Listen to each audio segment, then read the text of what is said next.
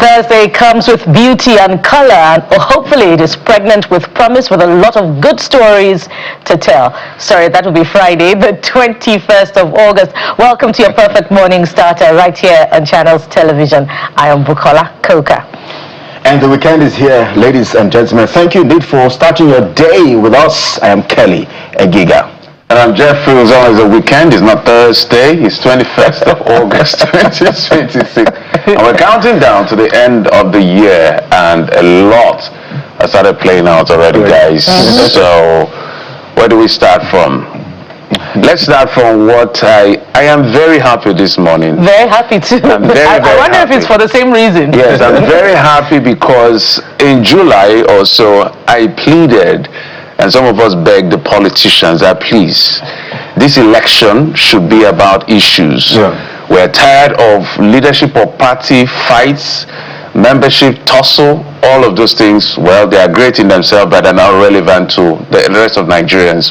Nigerians want to see alternative ideas. So this morning, I want to thank President Bola Tinubu. I want to thank Alhaji Atiku Abubakar precisely for the fireworks that are started based on ideas. And chapter 1 is subsidy. So that is my first thank you. So I want to plead with all the presidential candidates, let's keep the chapters going. So guys, chapter 1, verse 1, subsidy. What do you make of that argument? Yeah, okay, I thought she was going to tell us why she's happy before we get into it. Yeah, you know, we're in the spirits this morning, you know, it's for the same reasons that I'm excited. I'm the only one in the flesh. Well, you'll join the spirit very soon. In just a moment. You know, just yesterday we were talking about the need for us to get the presidential candidates or their spokespersons to begin to engage with the administration on the presentation of the scorecards, the explanations of the administration on what has been saved in terms of subsidy, how it has benefited Nigerians, and the counterfact of what, you know, could have been the problem should those interventions in the form of reforms had not come through.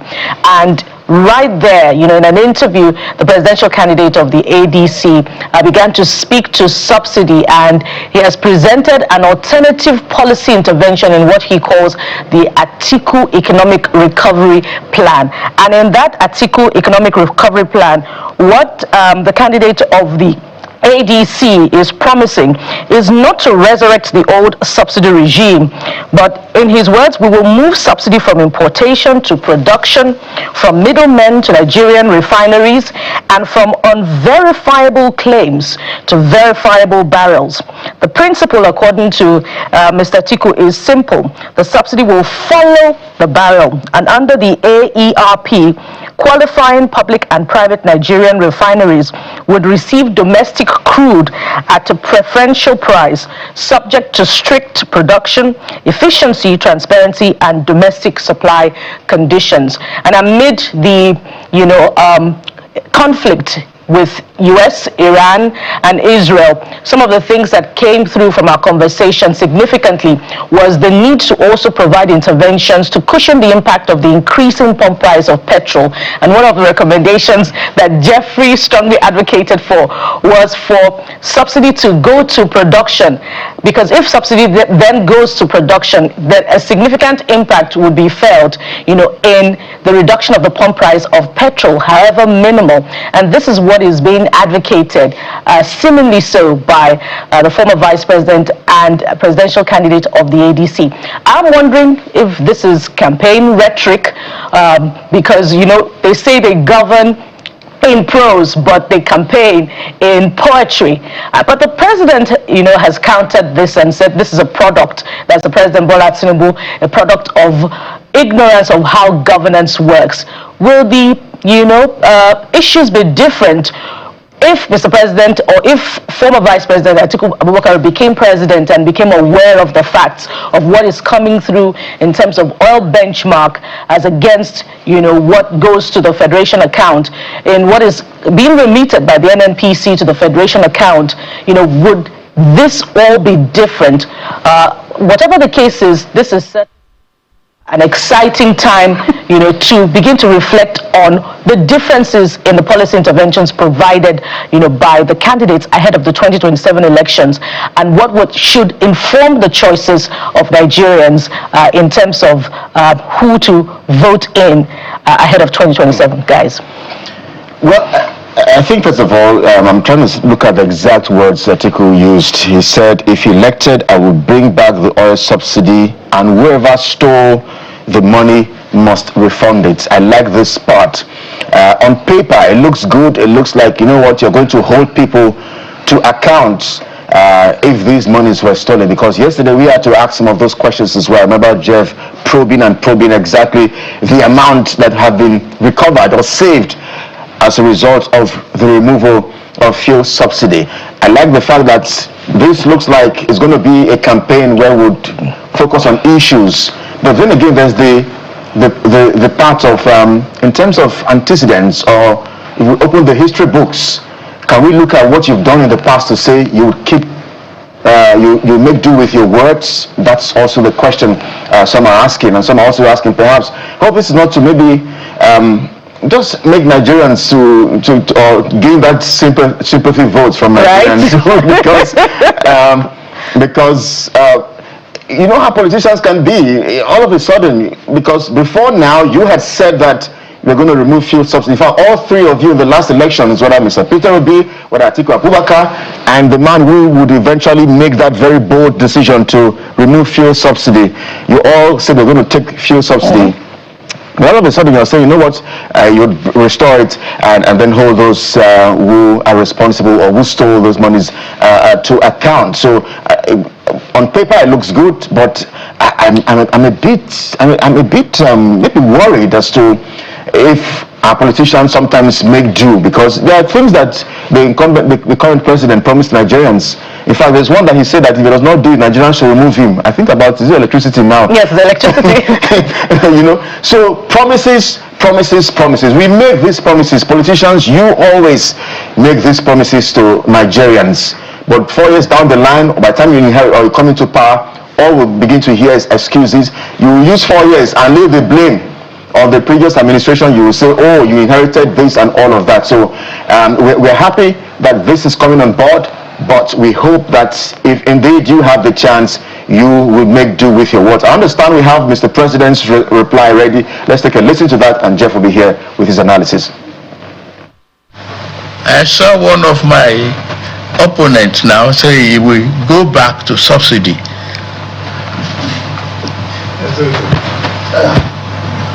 I read it. That is demonstration of a serious ignorance on governance and economy. Before I came here, 27 states are unable to pay salaries. Not to even talk of pensioners, salary of workers. In your state, I know a man that raised, whose nickname half salary. They come to the federal cap in hand, unable to do anything. The salary you pay feeds families. Where are the local governments? They are in the states. Where are the concentration of population? They are in the states.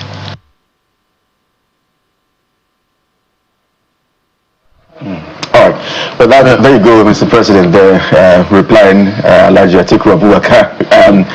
Well, Jeff, maybe let's say and then we'll come back. Again, I'm happy with what is going on, but let's put the context. There is nothing wrong with subsidy. So let's be clear, because I'm hearing the president say ignorance of governance and economy. I know where it's coming from, but if you don't understand the full context, you think something is from Japan to South Korea to Germany to United States, either field tax court or direct subsidy. If you have the large agricultural subsidies. So if you have the large sum allocated to such purpose and is sustainable over time without putting fiscal pressure, because it's either one way or the other. What the federal government has done under President Tinubu is to take off fiscal pressure on the federal government and the federation and put that pressure on your pocket and my pocket. So if you have what it takes to balance both, there's nothing wrong with subsidy. So to that extent, and he's also ruled out the gains at the macro level and even something that can trickle to the micro level, which is, we can't deny the FAC allocation. It's a record number. We can now debate on whether or not the governors are using this money. They can talk about NEL fund, they can talk about reserve and all of that. Although the recent presentation by the Honorable Minister of Finance, I still have my doubt that those numbers are not complete. I believe it's more than 15 trillion, but we'll leave it at that. And I also have a trouble with the spending itself in terms of what I consider to be extra budgetary spending that are not captured in the budget, especially the Lagos-Calabar Coastal Highway, even though I know it's an EPC plus F model of financing and funding. So that's aside. So on the president's part, he said, look, you don't understand what is going on. It's ignorance of this and that or the other. But there's nothing wrong with subsidy if you can fund it. Perhaps that's where the president is coming from, to reel out. But Atiku's end, former Vice President Atiku Abubakar, I think, guys, is a bit inconsistent on the side of the former vice president. It's inconsistency. Yeah. There was a time he said, all of them, they said they are going to remove subsidy. So it's inconsistency. Let's establish that. Yesterday you say you will remove subsidy. Today you say you're going to bring subsidy. But there's a tweak to how he wants to approach the subsidy, which makes it different from the production end.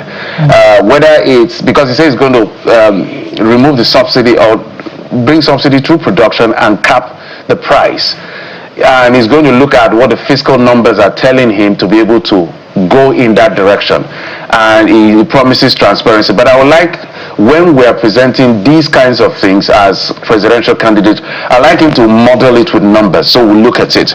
Because if, for instance, now he comes and wins this election and decides to go into production subsidy, it will be clear that he's building on what President Tinubu has done.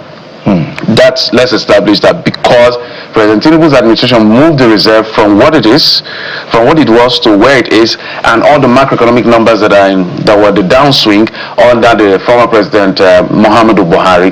So I hear him, I see what he's trying to say, but I like the numerics to work the numbers. Let's see how it will be, because President Tinubu's argument is for calling it ignorance of economy and governance. It's coming from the fact that, did you even understand what I inherited? Now, he stabilized the economy in terms of the macro. So if somebody takes the move to begin to subsidize from production end, maybe we have the resources, maybe we don't have. We have to work the numbers. So both of them are right in their own way, depending on who you're listening to and what you're paying attention to. But what I want to establish with this is, there is nothing wrong with subsidy. Developed economies do subsidy, but the caveat is, can you sustain it? How would you manage the fiscal pressure that consumption subsidy comes with? Because if, for instance, you now do production subsidy, which I support as a person, because at the end of the day, you want to make sure that the pump price of petroleum product is cheaper for the people. But it comes with a cost, just like the removing subsidy comes with the cost that we are bearing. So how do you want to balance that cost component of either the industry? Because what is President Tinubu doing? It's a neoliberal. He comes and say, let's liberalize trade, which is deregulation. Let's privatize assets, because the belief for those kinds of economies is that when we do that, people will come in and bring in their money, and then there will be competition in terms of pricing. It would naturally crash prices over time. But people are saying, no, the social impact, the knock-on effect in terms of social impact, which Bukola is complaining of, fair price and all the things we complain about, if you leave it, it's going to be too aggressive and too much shock in the economy that it may affect the people too much in terms of negativity, in terms of, what's the word they call it now, purchasing power, which is quite critical to be able to have a quality of life. So what are the downside of this policy from the present government? Multi-dimensional poverty has increased. which is a non-income poverty, is what is the access to all of the things we look at. Then the income poverty has also increased by about 60-something%. So it's a bit of a dilemma. What is fundamental is, if you look at what you have over the period of 8 years or whatever time you are in government, 4 years, can you manage the subsidy you're talking about as against not doing subsidy at all? So I will leave that answer to them. Jeffrey, if we stretch the argument a little further, Mr. President's argument is that 27 states could not pay salaries before the administration came on, and now 27 states are able to pay salaries, even though, you know, we could query that figure. The Buhari administration had mentioned 24 states, and, you know, despite 400 billion naira bailout. But the point which many people are saying is that the states, despite the increase in allocation, I believe also from subsidy savings, are not getting the benefits of the increased allocation to trickle down to the grassroots. Hence, the president himself has said, wet the grass the more. And so we see flyovers, we see gargantuan infrastructure development, but what about personnel development? What about human capital development? We haven't seen that. So perhaps we should be looking the way of this AERP and see how it will be operationalized. But then again, even if that were operationalized successfully, if you do not put a leash on, the private participants in the oil industry sector, Nigerians may still yet again be paying more for petrol and not be experiencing any significant reduction in the pump price of petrol. There's consequence for everything you do. Some action you take may drive the private sector out, or may bring them in. It depends on how you are managing the economy, which is what the president is talking about. I was just going to add that, despite the monies that we hear these governors have, there are still people who are being owed pensions and gratuities. In fact, personally, I know someone who retired in 2018 at the local government level and has not received her gratuity 2018 up till now. So I know that the president keeps saying to Nigerians, hold your governors to account, and sometimes it almost looks like, appears like Nigerians are almost even helpless, because nowadays it's even difficult to stage a protest, because these demonstrations are almost not even allowed anymore. So yes, more money for the states, they're smiling to the bank and all of that, but especially at the grassroots level, except in Osun State, for the rest of the states, those at the local government level, that I'm not sure they are feeling the impact. And the Osun State itself is not using the money for what it's supposed to use for, because the governor has said that the local government chairmen are not paying salaries of the teachers. So the state government still has to provide the intervention. And the EFCC has to swoop in to also ask those questions as well. So even in the state where local government autonomy is being practiced in quotes, so people are not getting the benefits. It's about the quality of the people we recruit in leadership. So now that we are trying, chapter 1 verse 1, subsidy is the big conversation. We're going to keep expanding the conversation. We'll probe it and we'll see, but the Nigerian people will make up their mind as to who they will eventually vote for. But I think what Nigerians want is, they just want a better quality of life, and it's not too much to ask. Whether it's subsidy, no subsidy, how it will come, everybody will make their presentation. And Jeffrey and Kelly, before we exit this segment, this is now a call to all the presidential candidates to get in on the conversation. What do you do? The NDC presidential candidate, the PRP presidential candidate, AAC presidential candidate. He's going to remove it, so let's not even that. He's not even giving very clear. His one is not telling you whether he's going to do production or consumption. I'll take it out. So we're clear already now. We got clarity on Atiku Abubakar. President Tinubu has held sway with his own position for 3+ years. Now let's find out whether Peter Obi, is he going to tweak his own? Which other person is there? But not you. Yeah, the PRP presidential candidate. So guys, we'll take a break, and we have a lot. It's exciting. See how we are happy because we're talking issues. I don't want to hear who is the new leader of a particular. I don't want to hear. You don't want to hear another court judgment. That's none of our business. Do you recognize another leadership? Let's take a break. We'll be back. Stay with us.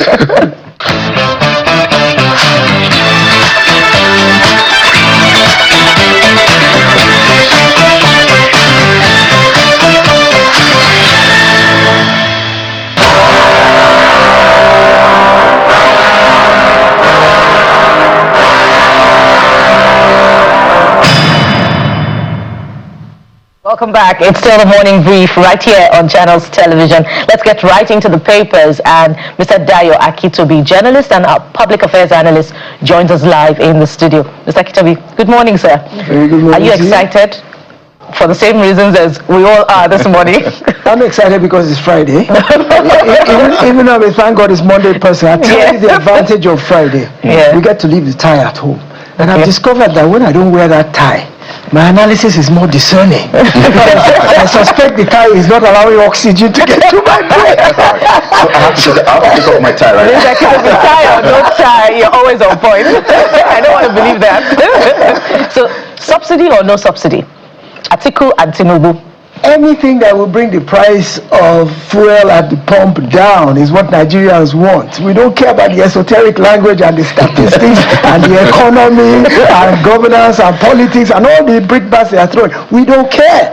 What will bring down the price of fuel back to pre-2023 levels? Because once that happens, everything else can revert back to default mode, kind of in terms of transport prices, food prices. So let's leave the technical analysis to the experts as to, I will do subsidy like this, I won't do it like this. And I listened to the pre-commentary about, somebody's doing a volte-face and Atiku had said he would remove subsidy, now he's changing his mind. Well, this is the beauty of democracy, is that if you see a policy is not having the intended effect or is having a deleterious effect on the people, the idea of democracy is choice, is the ability to enter a marketplace of ideas. That's why I'm excited about what's happening now, because we're debating issues. We're giving real choices to the people. So somebody is saying, no, I'm going to keep subsidy the way it is, and I will still keep trying to get you micro relief. I've done macro, restructuring. But micro reform has not translated to micro relief. So somebody said, I'm still going to stay with that and continue because I believe in these reforms. And somebody else is saying, I'm looking at a different way to do it. Even if it means, throwing out the old way it was done and doing it a different way. He's not saying subsidy is gone completely. He's just saying, I'm going to do it a different way. Now, that gives the people a choice. Is he believable? I took exception to the president's classification of the fact that he's ignorant on economics and governance, because he's been vice president for 8 years. He was right there and was a part of making those decisions that related to economics, politics, and governance. National Economic Council. Absolutely. So you can't call him an economic illiterate. It's not possible. So I think that's simply just politics at play. But for me, the key thing is, we have alternatives. Now we have choices. So it's for us to look at it and balance it. How he's going to do it is too technical for lay people like us. When he says, okay, I'm going to subsidize production, we will supply crude to refineries, both public and private ones, at a discounted rate, and we will now make sure that they pass that discount on to the end user, which will give Nigerian citizens relief. Beautiful. I've been one person who all along felt that 220 million Nigerians should not be penalized because 1,000 fuel marketers are scamming the entire country. I felt like the proper solution to that would have been to go after those 1,000 people, arrest, indict, prosecute, penalize, forfeit their assets, do everything, and then show up the loopholes they exploited. Because as Jeff said, subsidy in and of itself is not a bad thing. All the developed nations subsidize their people one way or another. Energy, look at the UK had the most horrific winter this last year, and they were giving people energy credits. They were giving people, heating, vouchers, because they know that in extreme situations, the most vulnerable among us, they need a leg up. So subsidy in and of itself is not bad. It's how you go about doing it. And the fact that some Nigerians were able to be clever enough to exploit the loopholes did not mean that all the rest of us should have had to pay the price for their misbehavior, their bad behavior, their theft. We didn't have to pay the price for it. So I have always felt that there was a better way to go about restructuring the industry in a way that would still have been sustainable. Because look at it now. The money that has been saved from removing the subsidy, it has not translated into benefits for Nigerians. The money just simply the money that you were giving Nigerians before, you took it away from Nigerians and have given it to other people who are not giving it to Nigerians. So how have you gained? So, I'm glad that we've come to this stage where we're looking at it critically. The conversation has begun. Absolutely. And as you invited all the other aspirants, all the other contestants to put their feet in and bring in their ideas as well. So we have a marketplace of competing ideas, because that is what throws up the best opportunity for us as Nigerians to determine our future. Well, That was a pregnant pause. all right, let's start with New Telegraph this morning, because I think about 2 or 3 papers already have had to lead with the controversy around fuel subsidies. So let's switch to New Telegraph. It says, "Don't travel to Imo, Katsina, 9 other Nigerian states. UK warns citizens." Cautions against all but essential travel to parts of 19 states and the Federal Capital Territory. Mr. Akizolu. That is a dire warning. I mean, we've seen these kind of warnings before, where embassies warn their staff, to do only essential travel to certain areas. But when you see this blanket, I mean, you look at the disconnect between Imo and Katsina, look at their geographic divergence, and you ask, what is the common denominator among these disparate states, and of course it all boils down to insecurity. For UK to be warning its citizens to be careful in terms of travel, it means they can't guarantee the security of their own citizens in any of those places. Well, I don't think there's any doubt that insecurity is still a big problem in Nigeria. I mean, just I think yesterday or was it on Wednesday, there were attacks in Plateau, and it still continues on a daily basis. So this is what it means to be a country that is patriotic to its citizens, and its citizens are patriotic to their country, whereby the country is protecting its people, even if that worry or scare is exaggerated, even if it is overemphasized or maybe perhaps over the top. As long as there is some semblance of the fact that their citizens may be at risk, they have an obligation. That's what the foreign missions are there for. That's what the embassies, the consulates are there for, is the protection of their citizens who are in the diaspora. So I can't blame those countries. For me, I don't think that warning is a proper reflection of reality, because Nigerians are traveling in all those places every day, and I don't think those places are any more dangerous than the other places where insecurity is rife. For the UK to be saying this, they must have some intelligence that indicates to them that, their citizens could be at risk. So there's nothing really wrong with that, except it sends maybe the wrong impression, especially at the time when we're trying to remove this designation of country of particular concern. Some people went to America recently from the presidency to go and try and persuade the American the American Assembly to remove that designation. Congress. Congress. So when this kind of a thing comes out at a time like this, that gives more ammunition, more fuel to people in America to be able to say, your country is not safe. Why should we consider removing that designation? So, it's more of a shot in the arm to our security forces. I don't know if that's probably one of the things we want to talk about, that the president said he's giving 400 and something billion to the states for security. And you ask yourself, okay, he's about to give the money. It's not that he's giving it, but what are the states going to do with that money to improve insecurity in their own domain? For too long, the individual states have hidden under the constitution that security is not their remit. They don't have the power, they don't have the authority, and so they've just abdicated all responsibilities, despite the fact that they swore an oath to protect lives and property of the people within their state. Mr. Akizolu, we add to that security vote. Governor Fashola once said there was no such thing as security vote. So I myself... Do you believe that? Well, that might have been a political statement. I know it's not captured in the Constitution, but I do believe they get something in terms of... the question you ask is, if they are not the chief security officer in name only, they don't have any substantive authority to do anything, they can't arm their people, they can't... So then what is the security vote being given for? Buy vehicles. So we can say he's a chief logistics officer, perhaps. All right, let's get to the Guardian newspaper. 2 stories I would like you to binge on. How recipe for disaster, the Guardian newspaper.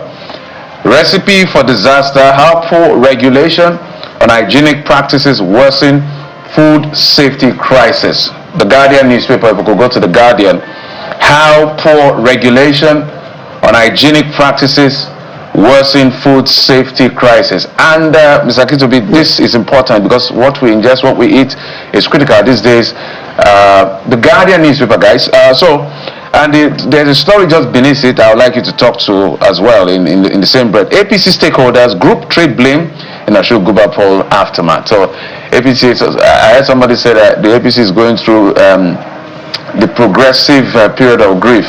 First you deny, then you get angry, and then you accept later. However, but this gives a pointer, and it's a lesson they have to learn as well from the PDP. Yeah. PDP did not collapse in 2015 because of the strength of the merger and the APC. No, I don't. From my analysis, I don't think so. They collapsed because they were not able to put their house. The cracks was from within, beyond the formidable opposition that came against them, and it's the fate of the APC the way they are going. Yeah. So they need to pay attention, because how formidable they are is the cracks will start from within, and it has already started. Yes. Let's talk about the food first. The unhygienic food practices. The front page of the Guardian. You see, because we are under an economic crunch, people are cutting a lot of corners in terms of being able to try and save money, being able to try and eat. So they're buying foods of lesser quality. There's something in the market. There's a type of tomato that's going bad. That's a few days from going off. That the price is reduced so much that people still buy and go and use to make soup at home. And these kind of things are unhealthy. I had an episode of food poisoning a few years ago that almost terminated my life. And it was something so simple. You wouldn't think. I just had a sandwich that had mayonnaise in it, and I didn't finish it, and I left it out overnight, and the next morning I put it in the refrigerator. 3 days later I came back to it, not knowing that that mayonnaise had gotten contaminated during the time I left it on the table overnight. And I got it out of the fridge 3 days later, looking fresh, smelling nice.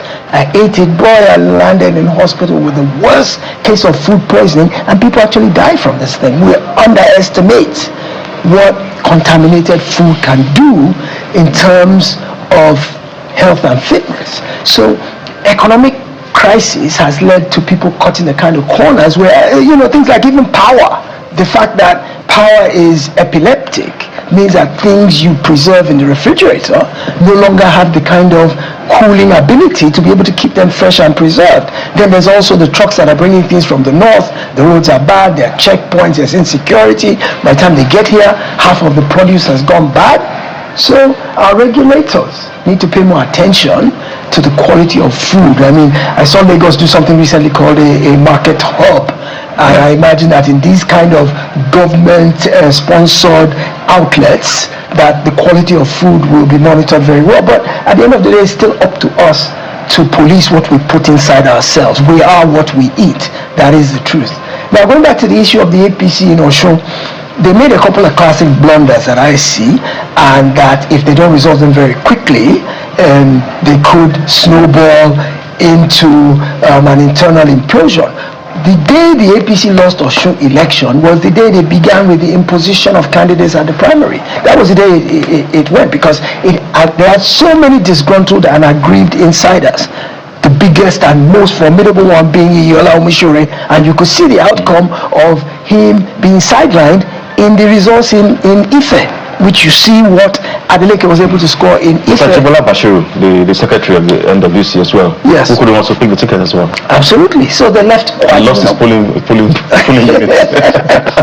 So that was one big problem, that a person like Iyola Omisore was disgruntled, and they didn't move to reconcile all those people in time enough. Governor Oyetola, who had been rejected by the people in 2022. The way you put it.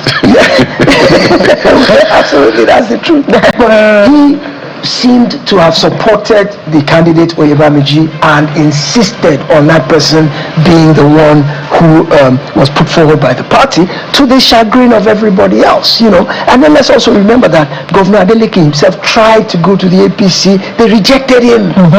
He tried very hard when the PDP in his state, disintegrated to nothing. He tried to go to the APC. They rejected him. So when you look at the aggregation of all those factors, there's the Aregbesola factor as well, who is still a player in Osun politics, no matter how you look at it. Even though some people have tried to say, well, the outcome of the ADC elections with the low numbers should Aregbesola is not a factor. Well, I think the ADC is still relatively new. They haven't got their act together, but you can't discount Aregbesola's influence in Osun State after being a governor for 8 years, a minister for 8 years. And I think his not being in the APC also has a centripetal effect. The center, all the units are pulling apart from the center in Osun State, and so that obviously had an outcome on its performance in Osun. And if they're not careful, let it not go and replay itself at the national level come 2027. You know what I pity the most in this loss? Beside Oyetola, who I said to my colleagues that Adeleke has beaten him twice by himself and by proxy. It's Ajibola Bashiru. Yes. Because I remember when the governor of Rivers State defected to the APC. Yes. And then Nyesom Wike was fighting. He released the salvo. Senator Basiru. In fact, when I saw the salvo, I had to call him. He said yes. He sent it. To confirm that he was the one. He sent it to me. I said, okay. So now the way Wike works is that Wike doesn't like talking too much. Can you deliver your polling unit? You get where I'm going, right? It also depends on how you deliver your polling unit as well. And so some of the things that the minister has been saying about the Osun election are questionable. So let's just leave that one there. I understand. Would have gone to the Vanguard newspaper, which has already, trailed on the security concern. It leads with this one: why US won't remove Nigeria's CPC tag, and it's Congressman Riley Moore who has been, weighing in on this in the last a couple of months so far. But let's look yet again at New Telegraph newspaper, but the bottom strip.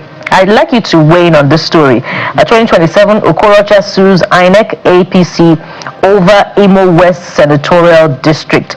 Asks court to, let's see it again now, to declare him APC senatorial candidate.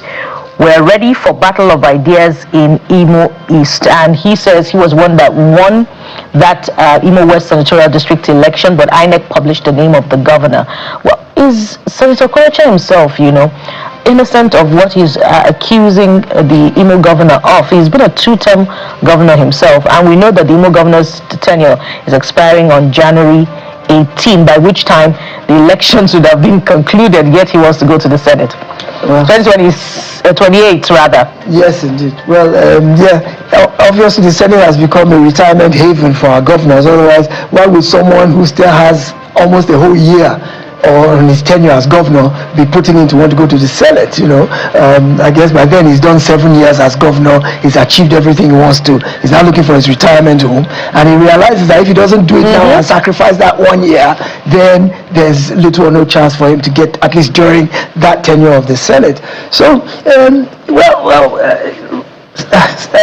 former Governor Okorocha is kind of a polarizing figure. He was somewhat controversial during his time, but what is playing out in Imo now played out in a couple of other places as well, including Ogun, where the governor uses his might as the leader of the party in that state to impose himself on the ticket.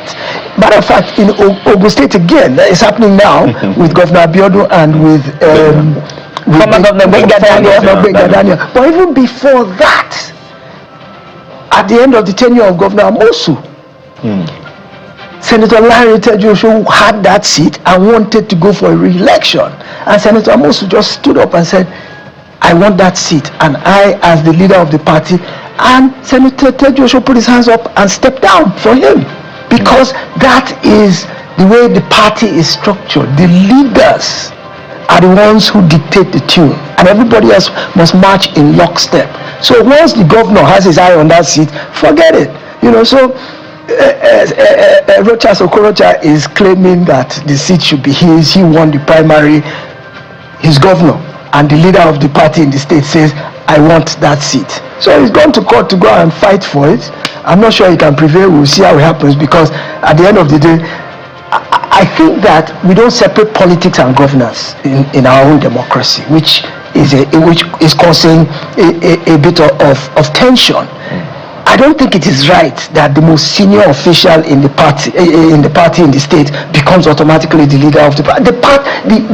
The governor or the president should be answerable to the party. They are representing the party, not the other way around. That because I've become the head honcho as an elected officer, I now dictate to the party. You see, so it's the party that is the umbrella that carries all of us. It sponsors us for the office. It is the one who codifies its ideology under which we all are supposed to toe the line. So by the time you now have a strong man, see, sometimes I think it's a cliche when we talk about strong institutions and strong individuals, but sometimes you see these examples, that are stark in our sight.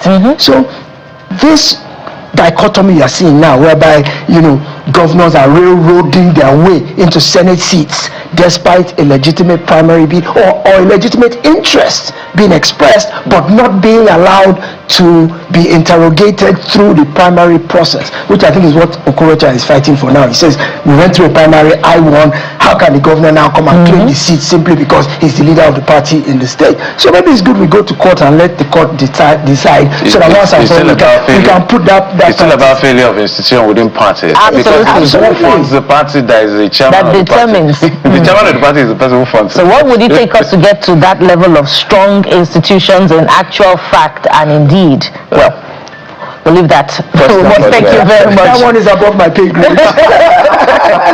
Mr. Daya Akintobi, always a delight having you on the newspaper review segment. Daya Akintobi is a journalist and public affairs analyst. And from here, we'll take a moment. When we return, we have our work set out for us today as we begin our next conversation. We celebrate the International Day for the Remembrance of Victims of Terrorism. Stay with us for this important one. We'll be right back.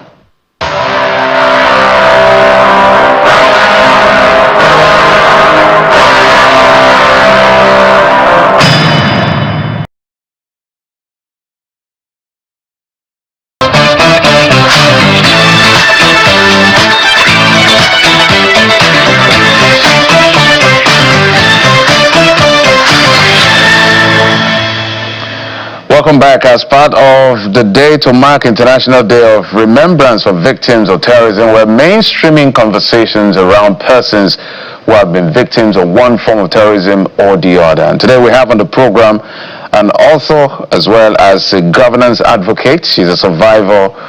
She's also the author of the book, Survival of Insecurity, Mrs. Mariam Yaro. She joins us from our Abuja studio. Ms. Yaro, thank you for coming on the program. Hello, good morning.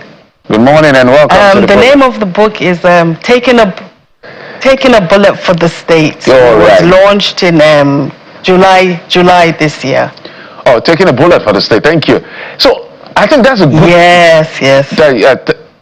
I think that's a good place for us to start the conversation because we're talking about remembering victims of terrorism. So this is a classic case.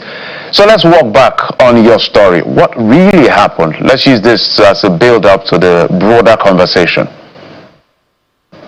Okay. So I'm happy to be here.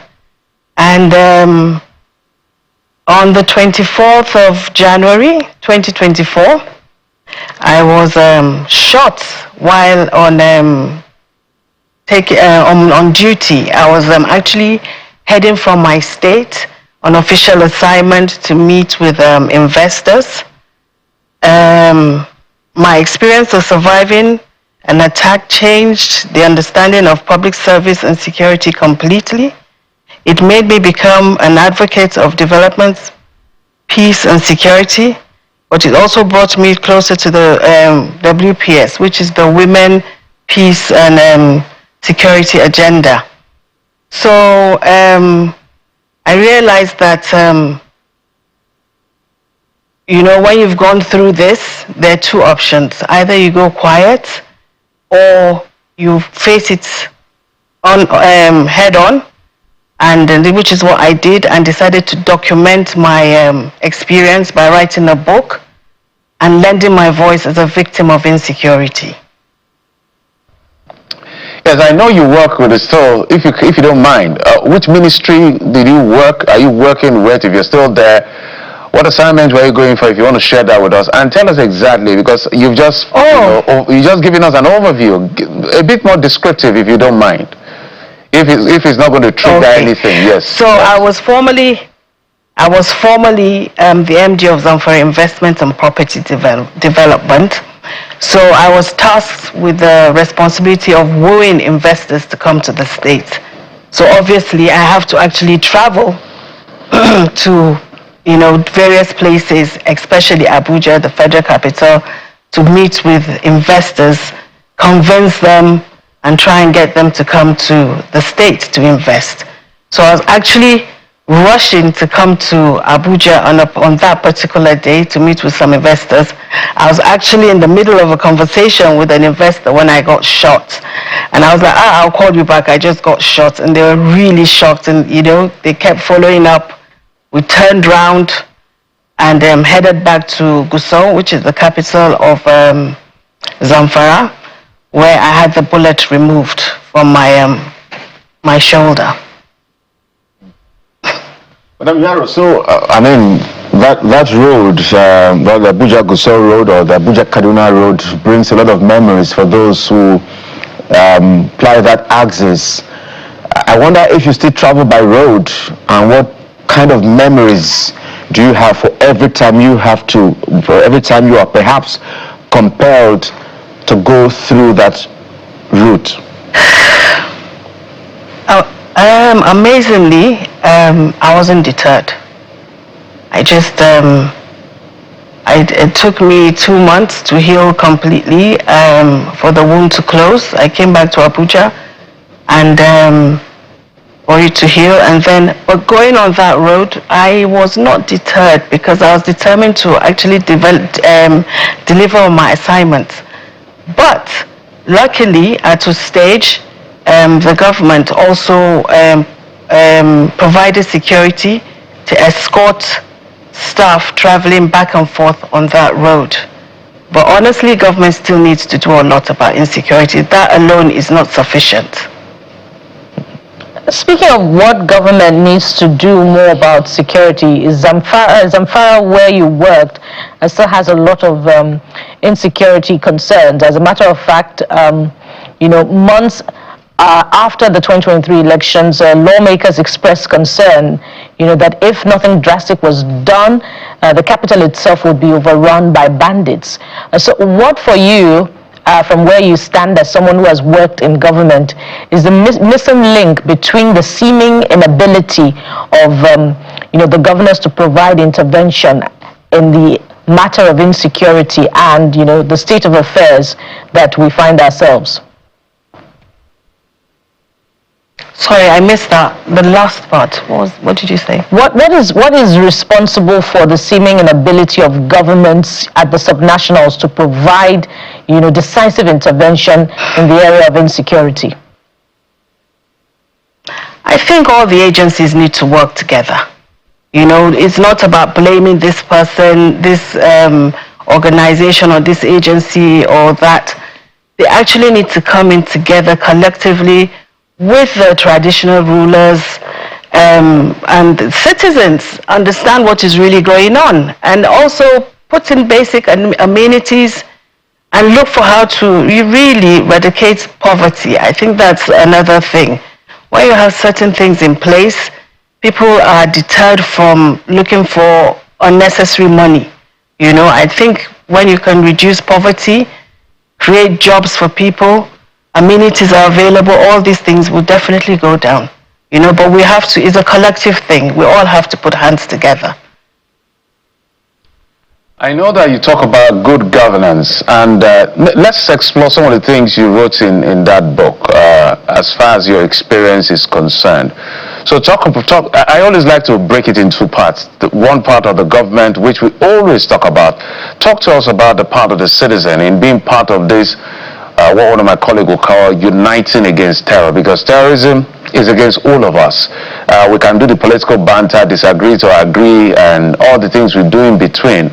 But at the end of the day, it is the citizens, the average citizen, that is affected the most. If you look at the numbers in terms of ransom being paid, incident being recorded, fatalities being recorded, the swing is always against those that are just average Nigerians.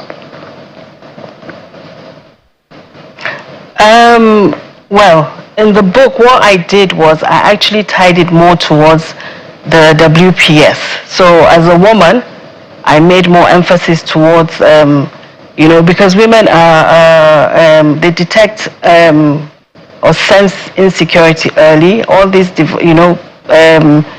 and are able to report it. But we need to be carried along in the system to express and say our own points. Not only that, women need to stop being marginalized. We need to be part of building a better and safer Nigeria for all of us. That is where I tied the whole, even though insecurity affects everybody, but I stuck more towards the WPS in the book.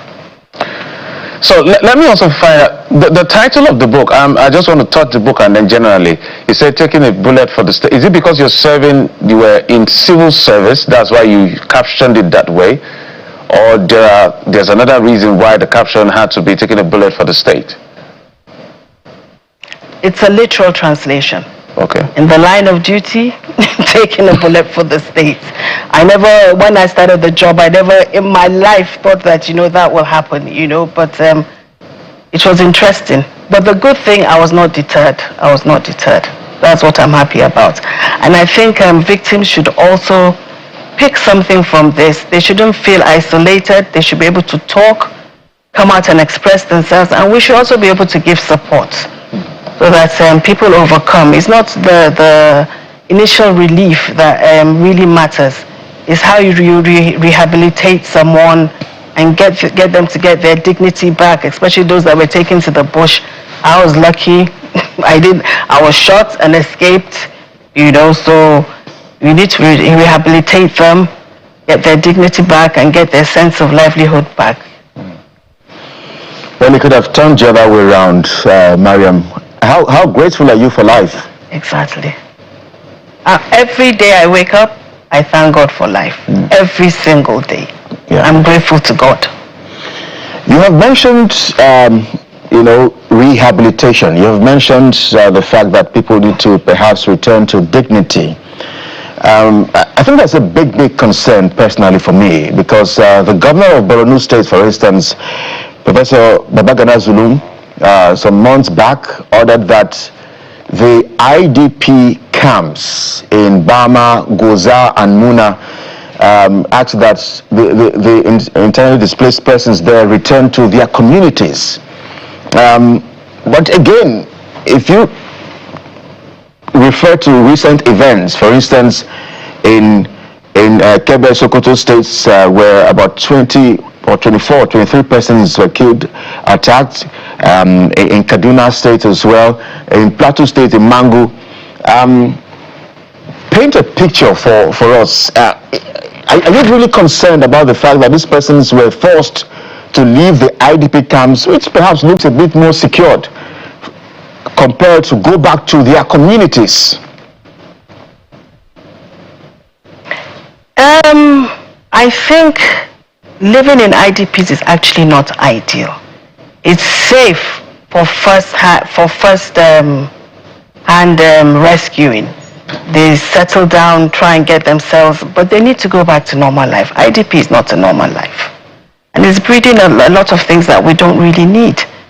People need to be rehabilitated properly, get houses, get jobs, get their homes back. They lost their livelihood. And living in an IDP, in a camp, that's not proper rehabilitation. Going back to their homes is ideal, but with the proper structure to keep them safe. Safety is very important after being in an incident, because trauma is something that keeps coming back and hitting one. So there should be a way to make sure that the environment is safe for these individuals, and they need to go back. They need to go back to their homes. So because you're familiar with that terrain, for some of us in this part of Nigeria, we have that freedom to move around and all of that. But that's not the case for people in Borno, in Zamfara states, in villages and communities where we keep hearing of reports where villagers, are compelled to sort of pay taxes to bandits or negotiate with bandits and all of that. So, do you believe that these communities are safe enough for Nigerians to return? This is why I keep saying that, it's not only government that is involved. We need to work together with the traditional institutions, with the security forces, put heads together and come up with a solution. But uprooting people to live their livelihood totally, go and start all over again, it's not the best and it's not easy. So, but yes, they do give little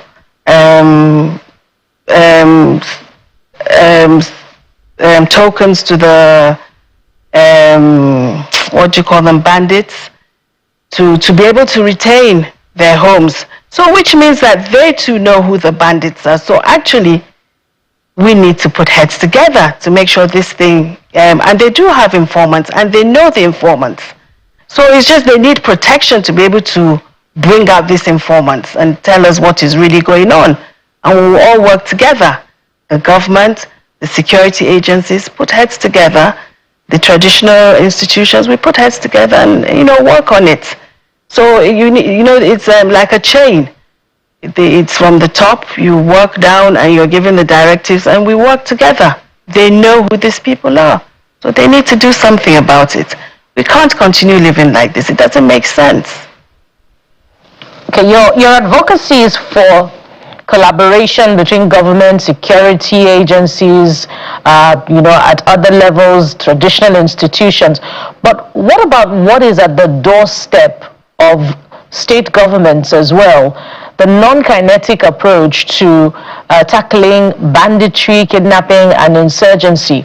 From what you see, across the northern Nigerian landscape, how much of responsiveness has government been in ensuring the social welfare component to deter radicalism?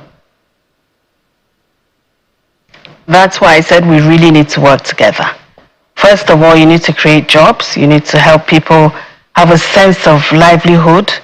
That way they will not go into banditry. Then, or you reduce, and then we just need to all work together. And luckily, I was privileged to also have the Minister of Defense sign the foreword of my book. So it's not, I actually tried to carry as I said, I'm lending my voice as a victim of insecurity. So I've worked from the grassroots to the traditional rulers that I'm in connection with, to the Ministry here of Defense, to try and say this is what is going on. So I think we need more forums together, sit down and see how solutions can be brought to this, to resolve this, or at least reduce insecurity. But the main thing is that we need to find how to reduce poverty, and all this would definitely help in reducing all this banditry. Madam, I wonder what will be your quick advisory, especially to a state like Zamfara that has been bedeviled by insecurity. In fact, one of the states that insecurity has really dealt with. What would be your candid counsel to the governor and the people of the state? They need to do something quick, because you cannot get everybody being uprooted and leaving a town. It doesn't make sense. They need to come together, all the state of insecurity, and put heads together and find a solution to this. They work together from top to bottom. Something needs to be done. And they are aware, and they need to do something about it. It doesn't make sense. So we're going to end up with a pardon? Yeah, just land on that thought as we wind down. If not, so we're going to end up with a deserted Zamfara state, and it doesn't make sense. As a state that is endowed with 60% of Nigeria's mineral resources, ending up being deserted, doesn't make sense. All right, Miriam Yaro is an author, a governance advocate. She wrote the book, Taking a Bullet for the State. Thank you for coming on the program. We appreciate it. Thank you so much. Well, that's our little way of marking the International Day of Remembrance for Victims of Terrorism. Well, we have another leg for the conversation, which is very human interest. But stay with us and we'll let you know what the conversation is.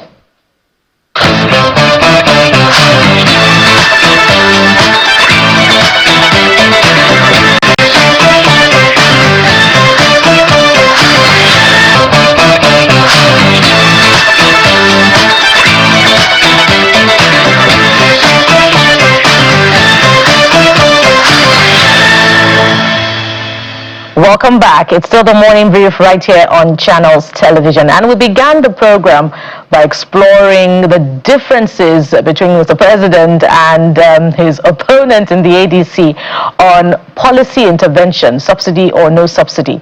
But the bigger conversation is how subsidy trickles down to the grassroots in many different areas. Healthy remuneration that will increase your purchasing power, investment in education, investment in health. And let's look at education. How much of budget goes to disability inclusion in education? That takes us to our next conversation this morning. And, you know, the United Nations Educational and Social Cultural Organization, UNESCO, gives us an insight when it says Nigerian education sector analysis says only 54% of school-age children and young people with disability in Nigeria have ever attended school. We'll explore more of that particular statistic this morning on the program. And joining us, we have two beautiful young women. We have Crystal Chigu. She's a founder, executive director, the Irede Foundation. We also have Beulah Chigu, ambassador, the Irede Foundation. Both women join us right here in our Lagos studio. Good morning and welcome to the program. Good morning. Thank you for having me. Thank you for having us. Let's begin, by interrogating these statistics and what it means for the lack of education, but the consequences that you see as an organization for lack of investment in education for persons, young people, students, pupils with disability. So when you think of the out of school children in Nigeria, it even goes beyond children without disability, but it's a double whammy when you think of the children with disabilities. You have more of them staying back at home. I think it's getting worse by the day because we do have a lot of children. If I look at our own organization, for instance, out of all, about 400 children that we have, only about 10% of them are right in school and able to do the things that they do. And the reason is, from infrastructure and accessibility to those infrastructures, to lack of information, or to even, the stigmatization that comes with it because their parents they're already kind of culturally accustomed to think that these children should not be in school, because when you think of disability, what a lot of people say is inability. So they keep their children back at home. They don't want to go through that pressure of having to put that child with disability in the same environment as their typical. And as a result of that, it keeps tanking, even with all the work that is being done around inclusive education.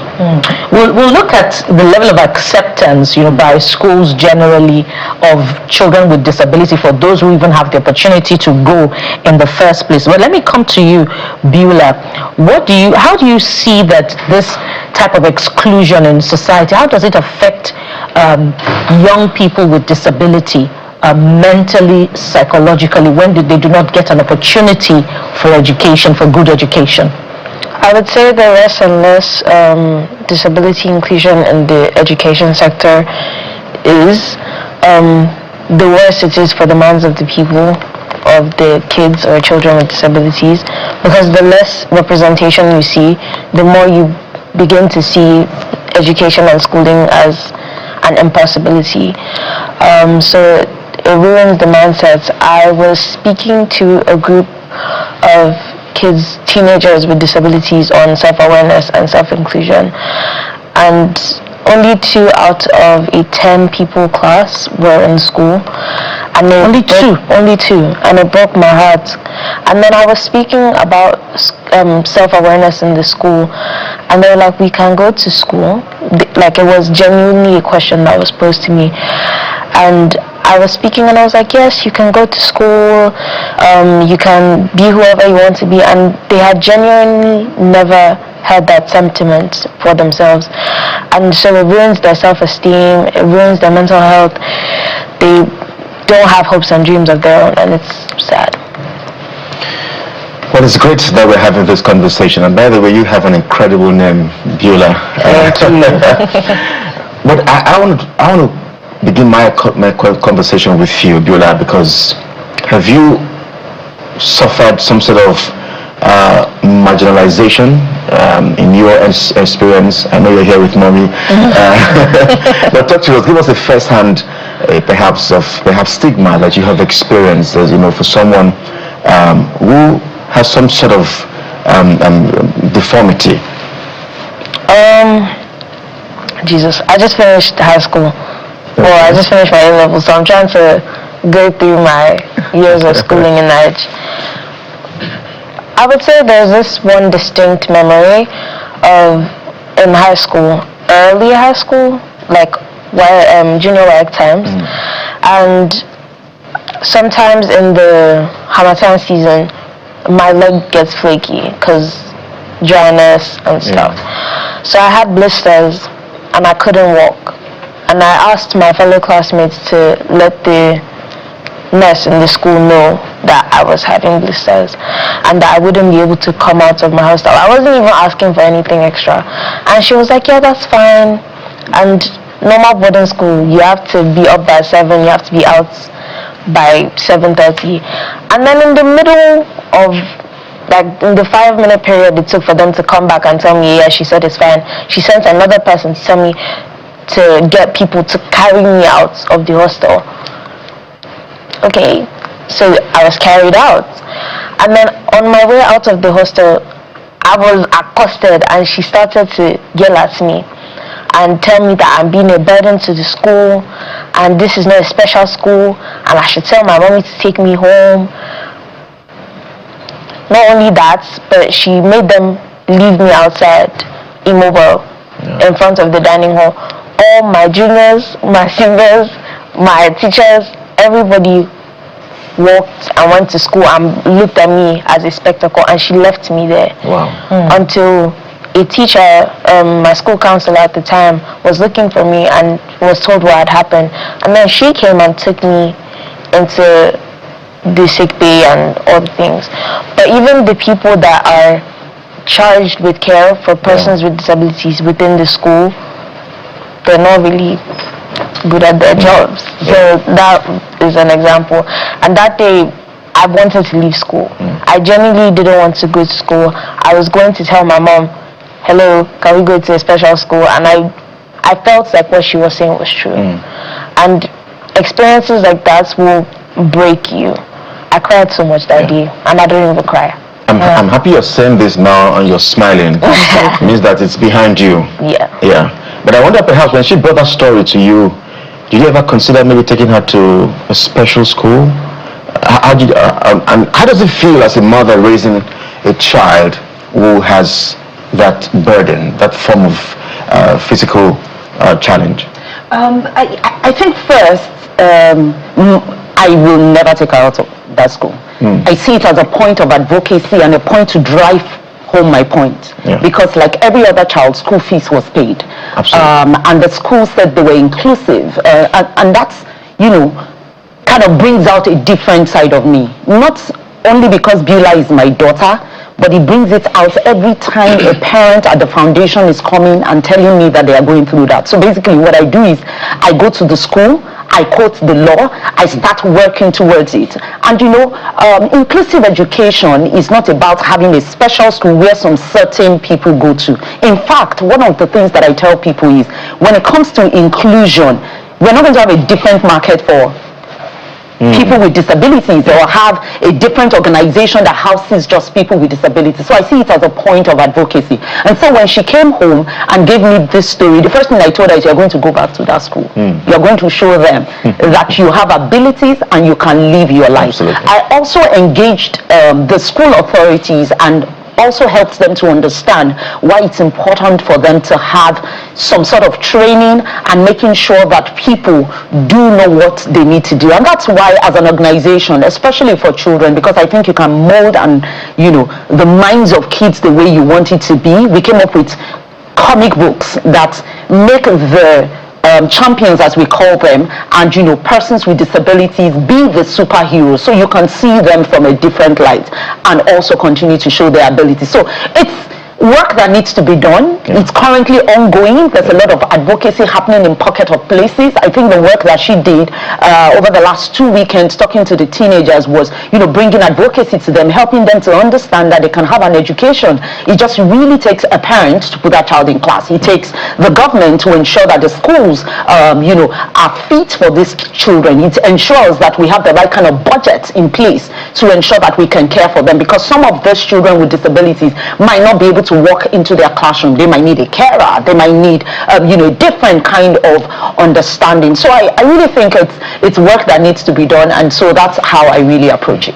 Let's talk about the progress and the successes and the pushbacks, because you've spoken broadly about it. So I don't know what data you have to share, because it's important. So while we're talking and she was talking, I was telling myself, so the schools that are operational now, if you approach them, what are you going to tell them to add and adjust and modify?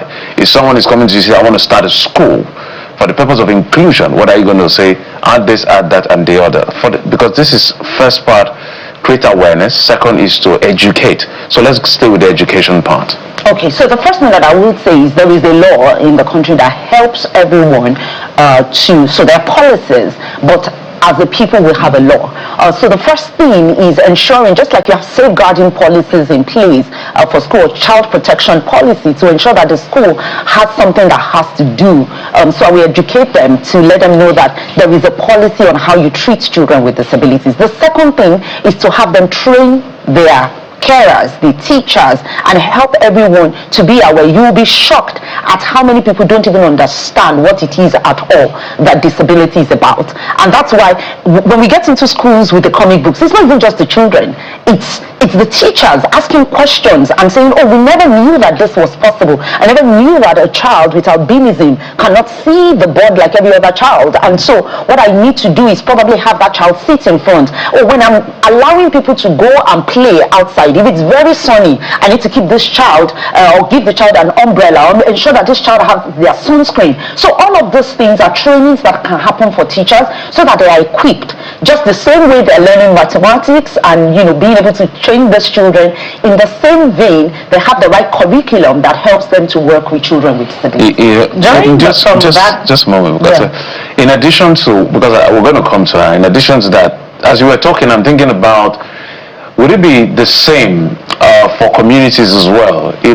City centers have a bit of a luxury to be able to afford a carer, some of the things you're advocating for. Some don't even have complete maths teacher. They don't have an English teacher. Some in local government may have a very significant number of teachers, not to talk about an additional carer. So how do we navigate that if you're putting out a proposal? Thank you. I think the first thing is, you step down education or whatever information that you are giving people. So if I'm going to go to the private sector and go to a corporate environment, the way I'm going to engage will be definitely different. And that's why the work we do goes beyond just the city centers and we go right into the grassroots. In fact, I think that when you begin to think of the grassroots and communities, it's easier because they're very communal. So you see that the people that train go beyond just teachers in the classroom. So you want to make sure that they are cultural leaders, maybe the imam or the pastor have the right kind of understanding, and they can cascade it in languages that everybody will understand. So it doesn't stop just in the city centers. We continue to take this kind of conversations to the grassroots. Are we there today? Not yet. Is it work in progress? Absolutely. I think we're getting there.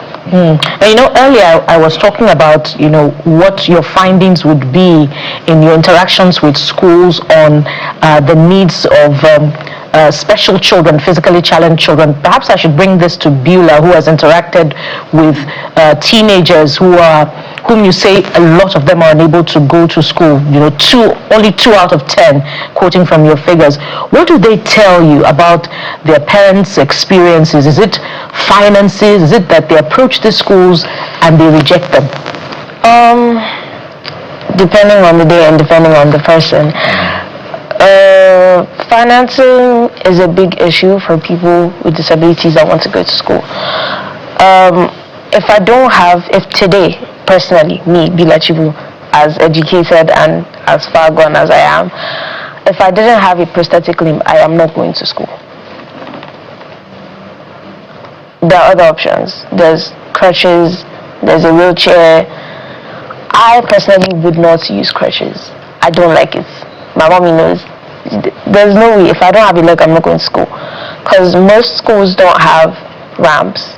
So even if I wanted to use a wheelchair, I can't use a wheelchair up and down a ramp. I need a caregiver. So if I don't have a leg, I'm not going to school. I would have to afford, not everybody can afford a leg. Get the drift. Sometimes that's it. School fees, if you have paid for leg, I cannot pay for school. Now it's still there. Sometimes you go to school and the bullying is too much, and I say, let me go back home. I was okay at home. We can homeschool. Sometimes the bullying is in the curriculum. I had a class when I was in high school. It was a CRK class. Never forget. And the definition of a person with disabilities, was people that cannot take care of ourselves and need us to survive. I was like, That was in the curriculum. That was in the curriculum. It was in the textbook, and I challenged it because that's how I was raised. And the teacher failed me over and over and over again. And it wasn't like the definition I was given was wrong. The one I was given was wrong. She just wanted to cut me down to size and be like, this is what they've said. And if this is what is being taught in schools, this is what people are going to believe. If this is what people are going to believe, that's how people with disabilities are going to be perceived. And that's how they're going to be treated. Yeah. So that leads me to my next question. So what's that definition? Because I know that there are times when in this country people even describe people with disabilities with different kind of names. Which is the globally acceptable or accepted names that we should use to perhaps define people who have disabilities? Just PWDs, persons with disabilities. Persons with disabilities. Yeah, because at the very core, they're persons first. They're people, individuals first. Everyone here is wearing glasses. Everyone has a form of disability. The grades are different. The grades are different. Why are you calling my name? The grades because all three of us are wearing glasses. ADHD is a disability. The grades are just different. Some you can see more clearly. Some affect people's lives more greatly. But everyone at the very core has something they cannot do. Let me add to a layer of what you. First, I'm very proud of you. Super proud. I'm just in admiration for your bravery, your ability. And then with her body language, and very positive. you came with gun blazing.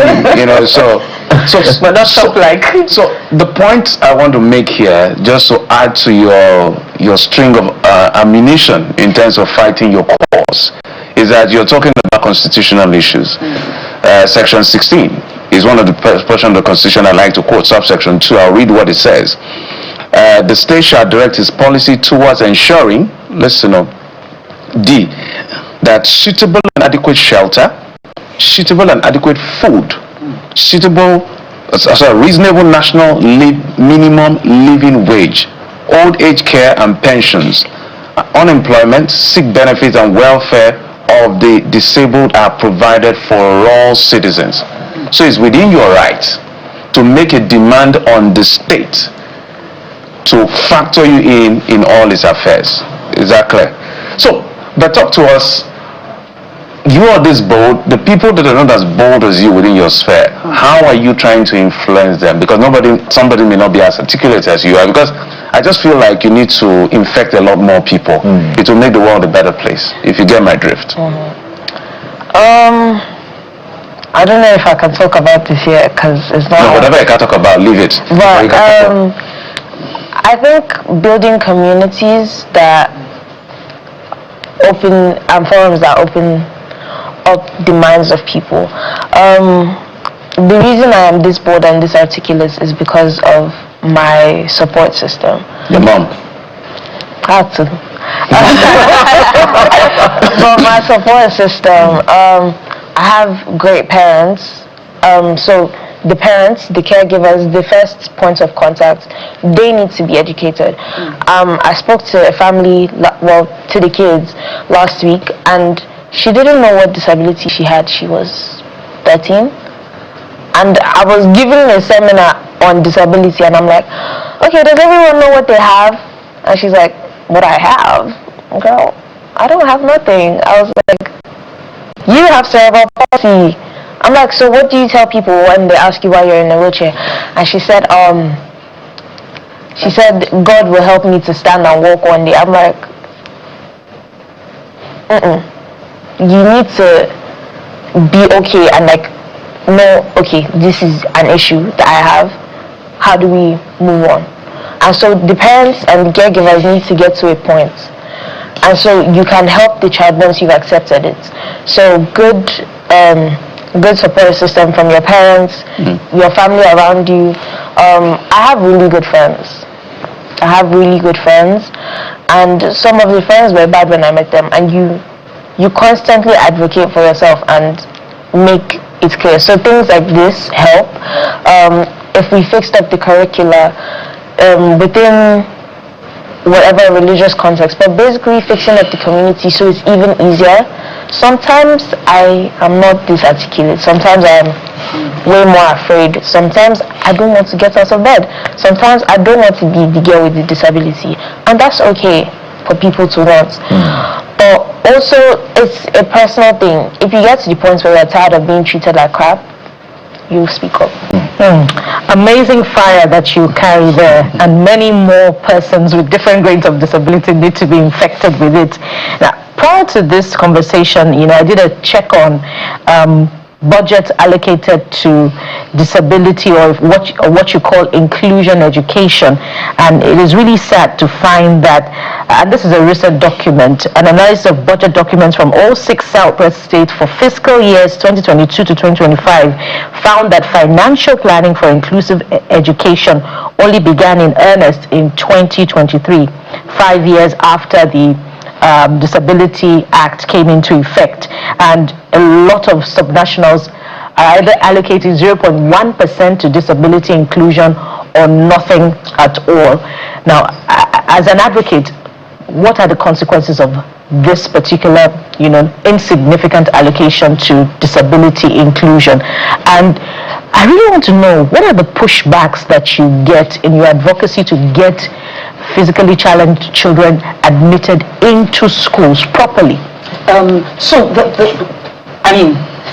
I know you talked about it. I just remember 4 years ago when we did some work around inclusive budgeting with Lagos State and also at the national level, and we're doing this advocacy work on inclusive budgeting, just making sure that there is money available for these children to go to school. So what happens when we continue to get the kind of pushback we get is that more of them stay back at home.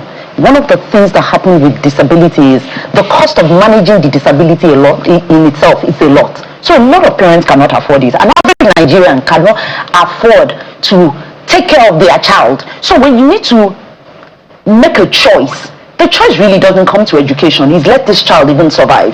Let me be able to get the medication. Let me be able to give this child a wheelchair to at least be able to get, so that I can be a little bit independent. So that is what happens. You continue to, they make education the second, third priority. It's not priority. Let the child get out of bed. Let the child eat. Let the child at least be alive.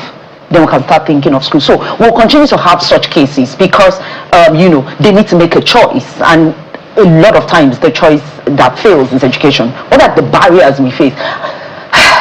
In doing the advocacy and doing the inclusive work, the year we did the inclusive budgeting work, to even get to sit with some government, people was a lot. They were not even available to have the conversation. But at the end of the day, in Lagos State especially, we started getting a lot of inroad, having those conversations. Sometimes it's infrastructure. The buildings are just not accessible. So if you don't put the right kind of amount of money into it, then you can't even have a building, up to toilets and bathrooms. I have friends, persons with disabilities that I've interacted with, that when they leave their home in the morning, they never use the bathroom until they get back home. And that's not good for their kidney. It's not good for them. So they just stay there on that wheelchair because they can't even get their wheelchair into the bathroom that they are going to use. So there's no caregiver. So they don't drink water.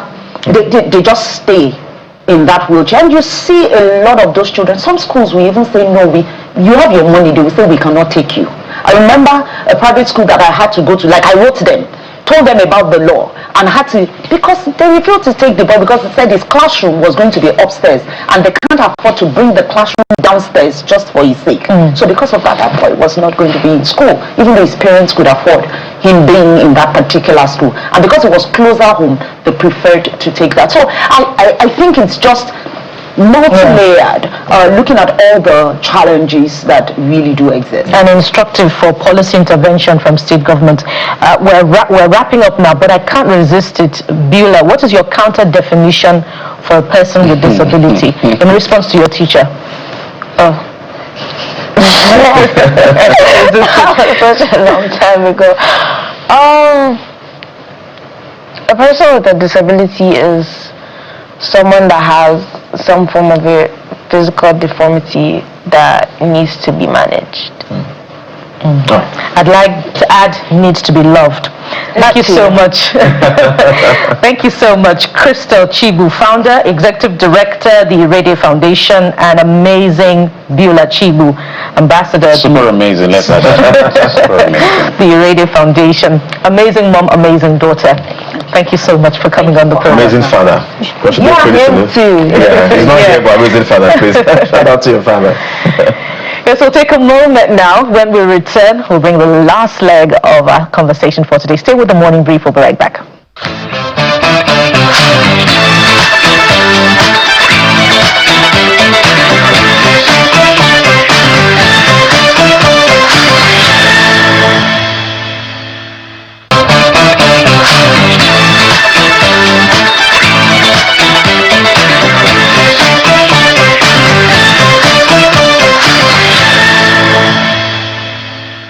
Welcome back to the program. Because it's a Friday, Nigeria's entertainment industry gets our attention next. It's a fast growing economy. For some, in fact, I understand it's projected to grow somewhere around $10 billion.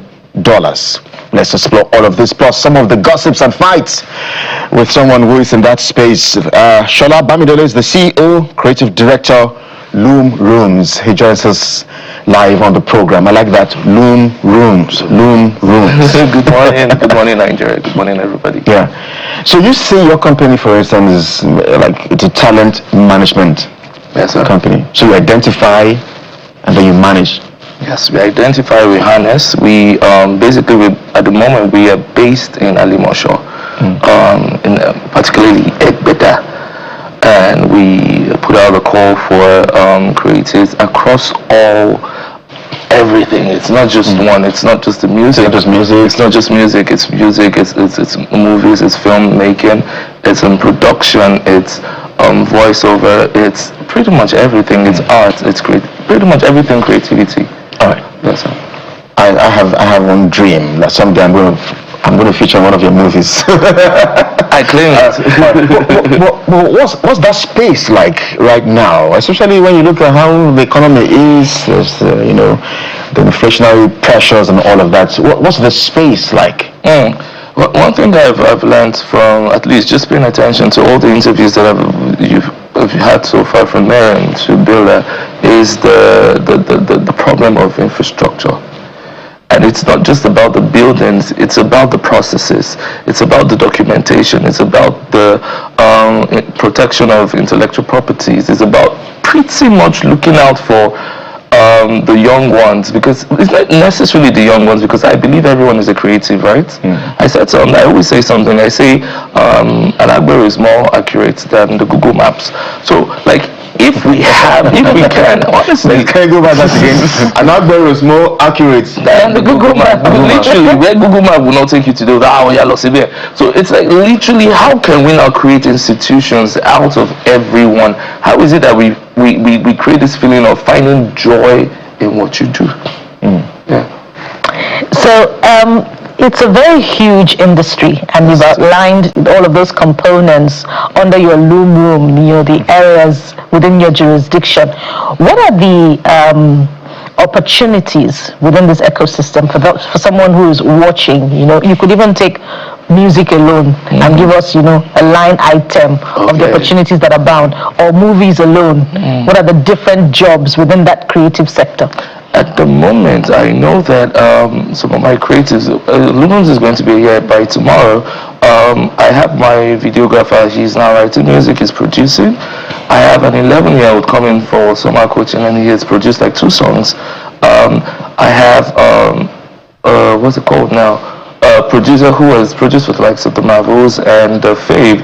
He's now looking into directing as well. He's looking into storytelling. He's finding craft. So it's pretty much the whole ecosystem, knowing that it is not just one thing. You can be everything. It's just understanding that for us to work, we are at a point where the Italian Renaissance like erupted, so to speak. So every man has to be everything, so to speak, to push the economy. Yeah. So does government need to help that sector with funds, or is that sector vibrant enough to encourage the aspirations contained in the opportunities that abound in all this ecosystem? Of course, the government should be heavily involved in terms of protection, right, with the law and whatnot. Take for instance, we have the intellectual property. When we go out, when these talents are being marketed to the world, if you look at music today, I always look at K-pop. They have been able to move their artists or move their creatives to become institutions, not just brands. So we are still struggling with making our celebrities. It's still stuck at that celebrity. How does a company transcend 15 years, a generation after the CEO is dead? That's where we are stuck at. So the sector in GDP calculation is mopped up in what is called arts, entertainment, and recreation. Right. The numbers show that slightly over 30% growth first quarter of 2026, but its contribution to our national GDP is very marginal, 0.5. I brought out these numbers to talk about the fact that on its own there's an acceleration, but its contribution to GDP is still quite minimal and almost can be ignored. Whether those calculations are accurate or not, we can debate that. Right. And we have a minister, I think Minister for Art, Culture, and Tourism now. Creative Economy. Creative Economy, long title. I would like an assessment of that ministry so far, because when the lady came up, there was so many bright ideas, some level of roadmap, some things she did, but I don't know, maybe it's because I don't watch the space too much. I don't see too much progress. What's your assessment? Basically, what I would say is I spent most of my time in Amsterdam, and a friend of mine is an artist, and I asked him, when I first got there, I said, how is it that you guys have no resources in terms of human or natural resources, and you have this much wealth? And he said something rather. He said, first of all, we know our culture and we study the culture of other people. I feel that is the one thing that is missing with us, the correct interpretation of what our culture means, and then the deliberate knowing of other people's culture in terms of businesses as well. It's not just about creativity, it's about understanding that creatives need to understand corporate structure. And the corporate structure need to be flexible enough to take on and make excuses for the creatives. Let's work with what I call the Tinubu model. Right. What do I call the Tinubu model of managing our economy? Although it has its costs and benefits, I don't want to go to that deep politics. What he simply did when he came on board was to look at the numbers and say, okay, there's a lot of fiscal pressure on the government. What can we do? It's called in economics optimization. Optimization doesn't mean necessarily you did anything new. You just decided to remove your wage bill and then allow things to have a bit of a breather. Let's assume there's no help coming.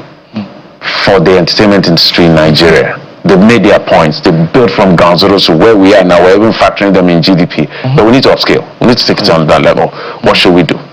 I think we should start looking at bridging the gaps culturally outside the country, and that's one of the things I'm looking at. I'm bridging the between the Dutch people and Nigerian and Nigerian creatives. I'm looking at a model where the Dutch creatives come learn from Nigerian creators in Nigeria, and Nigerian creators go outside to Amsterdam to go learn, because you go to the museums and you see them, they're young ones, as young as 5, as 4, being programmed, looking at the museum and say, oh, this was the crown that one president, we told one king in Ghana, and subdued them. So these narratives need to be seen, and we need to start embracing these structures, like what is happening to Badagry. There's so much renovation going on. We don't even 100 years from now, we would have no history. Yeah. Let me just ask you. It looks like every young Nigerian now is a singer. Everybody wants to sing. Right. Wants to just have once more. Everybody enters the studios, and are there times when some people come to you and you turn down their talent and say, "No, what? You don't have it." Just because when we hear some things, I'm trying not to mention names. It's like some people just enter the studio, and before in 2 seconds they have cooked music, and it just boom, boom, boom, boom. so are there times when young people come to you and say, "You know what? No, I don't think you have talent for music. Go to this direction," or you actually say, "You know what? This is not meant for you"? I never do. There's always some gold in someone. There's something inside everyone, and that's one thing I've learned working across media, PR, broadcasting, and at least 7 fields. And for me, there's always something that you can harness. There's something you can fine tune. You could just be, yes, let's be production. Like a lot of them, most times you just realize that they have knowledge of notes that you would not. They have knowledge of scores. They have knowledge of samples. They have musical notes. Like Are Nigerian singers? Not necessarily. You take us With all due respect, you're looking at the wrong picture. Without due respect, when you see the average singer outside of this country, you either see that they really know music, they play instruments, but ours is like once you have the beats, bam, music is ready. That's what personally I see. One of the structures. In fact, I'm trying not to mention his name because it's very much in the news. But I covered an event, a particular anniversary where one of the top stars had to sing. And I tell you what, the usual thing where you play the music at the background, and then they start singing on and that day the sound messed up. So the guy was just singing off key.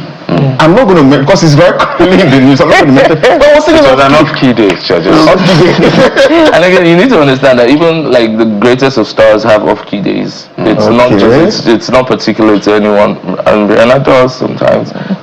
So even Michael, because you have to dance, and sometimes it might be offbeat or off-key. So it's not for these artists that have less access to this infrastructure. In terms of, I was listening to Beulah speak. She has a great support system. Her mom, a lot of this creatives. Imagine if their parents were able to invest in that creativity and actually send them to summer coaching, go to a place like Loom, for example, or go here or go to this. But normally everyone that you want to act, no way, engineering. So all of that narrative that now look at it. We still have that mentality where you're doing one business, it's working another. Everybody wants to replicate it. There's no originality anymore. So maybe that person was, evolving. You tell us his name, by the way, when we wrap up. He's in the news currently. Let me slot this one in very quickly. You express worry that we may have no history anymore if things are going the way they are. But the government, I believe through the Ministry of Tourism and Creative Economy, is putting in place a national digital platform that will enable Nigerians in diaspora know where all the festivals are, know where all the key entertainment events are, the concerts are. Is that a viable policy approach? And have they, carried all stakeholders along in coming up with this policy?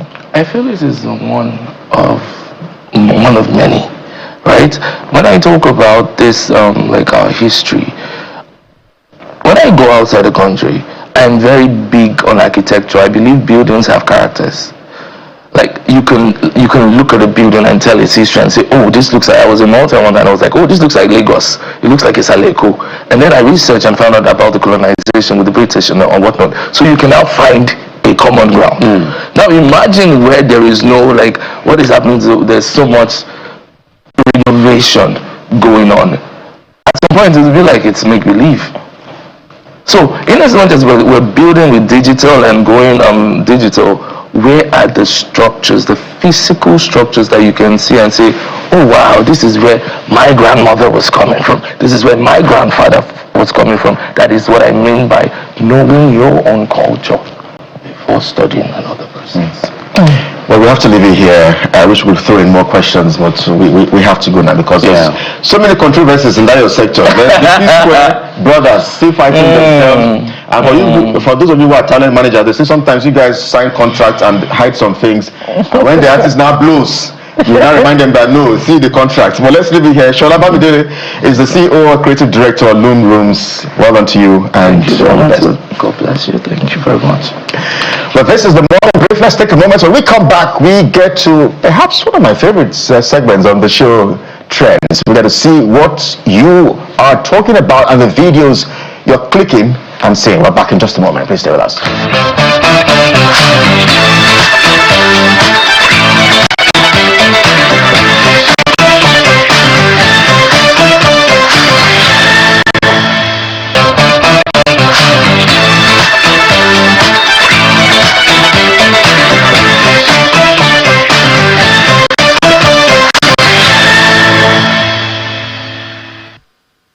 Welcome back. So let's get to what you have been talking about. Well, this particular video made the rounds, and it's I've seen all kinds of takes, for and against.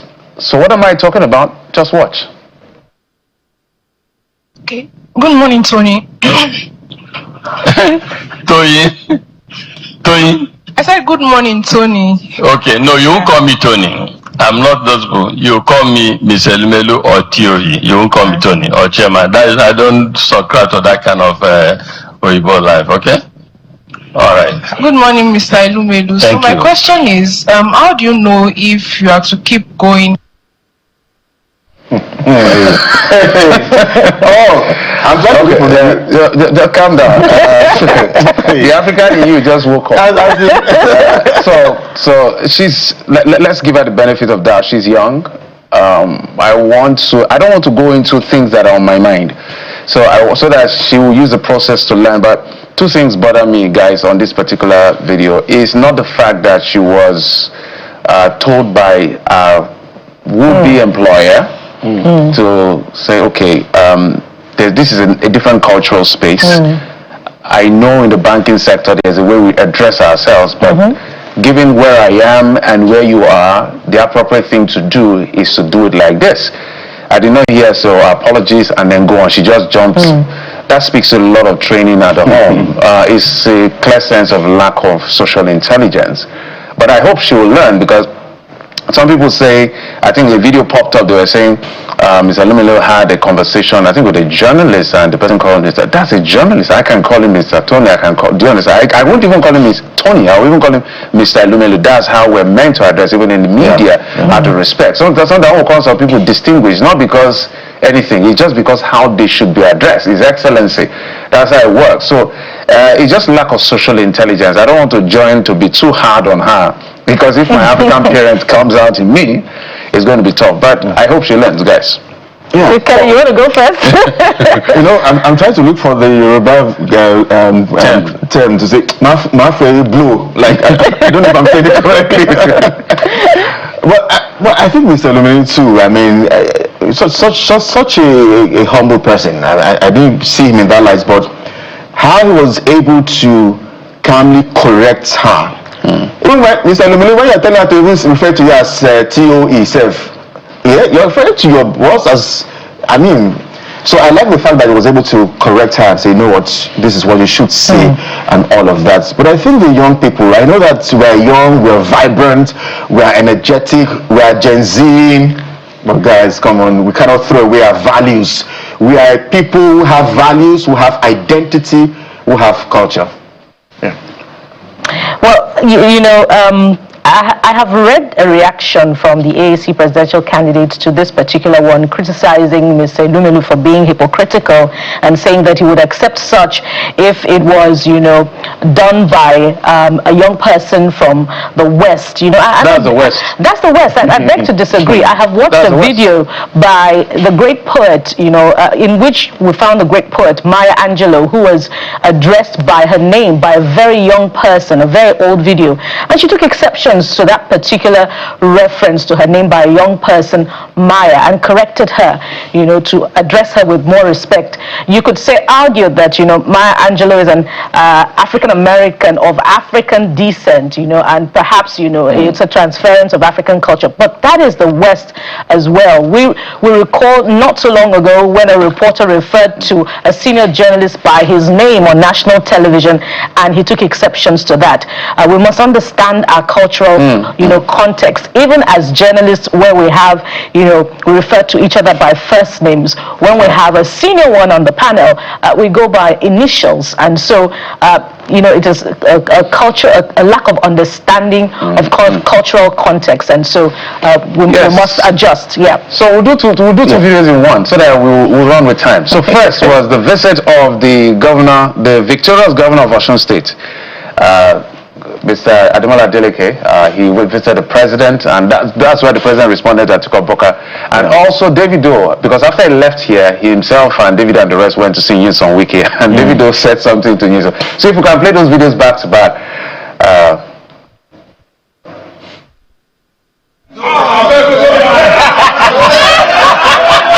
I won. You can't say that. I won. I beat you guys. You beat us. I beat you guys. No, you beat us.